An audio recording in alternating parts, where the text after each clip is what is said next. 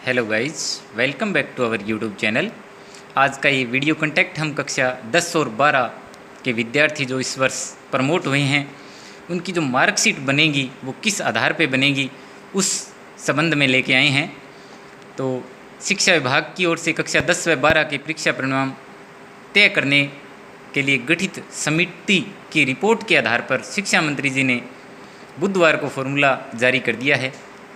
तो इस समिति के द्वारा निर्धारित फॉर्मूले के अनुसार कक्षा 10 की मार्कशीट जो तैयार होगी उसके लिए समिति ने क्या फॉर्मूला दिया है कि जो कक्षा 8 है, 8 की बोर्ड परीक्षा 2019, कोई विद्यार्थी ऐसा है जिसने 2018 में अगर 8 की बोर्ड परीक्षा दी है तो उसकी 2018 की देखी जाएगी।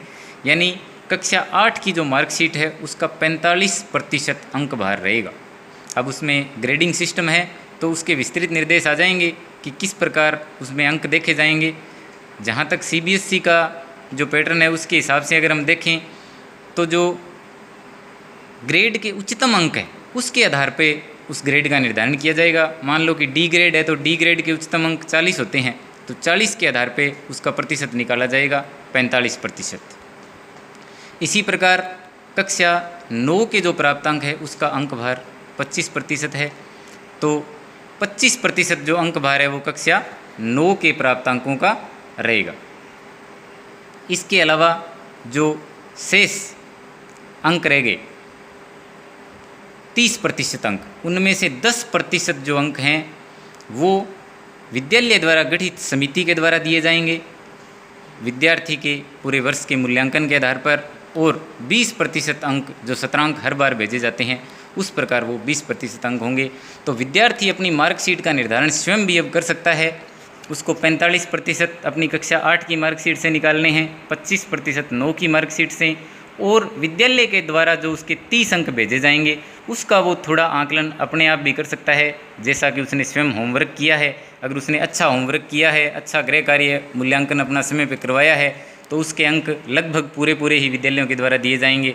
तो उस हिसाब से वो उनके 30 में से अंक अपने विद्यालय के हिसाब से और बाकी 8वीं और 9वीं की मार्कशीट के आधार से तैयार कर सकता है, और अपनी मार्कशीट में लगभग आइडिया लगा सकता है कि उसकी मार्कशीट जो 10वीं की बनेगी उसमें कितने अंक होंगे। इसी प्रकार कक्षा 12 के जो विद्यार्थी हैं उनकी मार्कशीट कक्षा 10 और 11 के आधार पर बनेगी। कक्षा 10 की मार्कशीट के उसके अंदर अंक भार है वो 40% रहेगा, सर्वाधिक कक्षा 10 की मार्कशीट का रहेगा 40%, और उसमें भी फॉर्मूला अभी विस्तृत निर्देश आएंगे, लेकिन जहाँ तक हमारा व्यू है उसमें फॉर्मूला यही रहेगा कि जो अधिकतम अंक आए हैं 3 विषयों में उनका औसत निकाल कर और उसके 40% अंक दिए जाएंगे। कक्षा 11 में प्रदत्त अंकों का 20% अंक भार रहेगा, यानी कक्षा 12 की मार्कशीट से उनको 20%, 11 की मार्कशीट से उनको 20% अंक मिलेंगे। अब 40 + 20 60% अंक तो आपके हो गए पिछली 2 कक्षाओं की मार्कशीट से। आगे वाले जो 40% अंक बचे हैं उनमें से 20% 12वीं कक्षा के आपकी विद्यालय में परफॉर्मेंस के आधार पर होंगे जो विद्यालय द्वारा गठित समिति निर्धारित करेगी, और 20% सत्रांक का अंक भार जो हमेशा की तरह निर्धारित होता है वो रहेगा।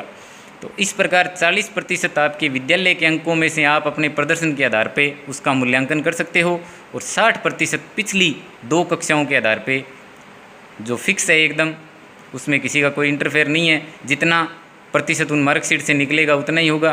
तो ये आपके कुल मिला के 100% अंक इस प्रकार बनते हैं, और आप अपनी 12वीं कक्षा की मार्कशीट को छपने से पहले थोड़ा सा आप देख सकते हो कि किस प्रकार वो मार्कशीट आपकी बनेगी उन अंकों के आधार पे मूल्यांकन करके। और फिर अगर आपको लगता है कि हमारे नंबर तो इस आधार पे कम बन रहे हैं तो आप जब भी स्थितियाँ सामान्य होगी दिशा निर्देशों के अनुसार स्पष्ट रूप से उल्लेख है कि विद्यार्थी पेपर देने के लिए स्वतंत्र है। वो अपने अगर परिणाम से संतुष्ट नहीं है तो पेपर दे सकेंगे, बोर्ड द्वारा परीक्षा का आयोजन उनके लिए किया जाएगा। बहुत बहुत धन्यवाद।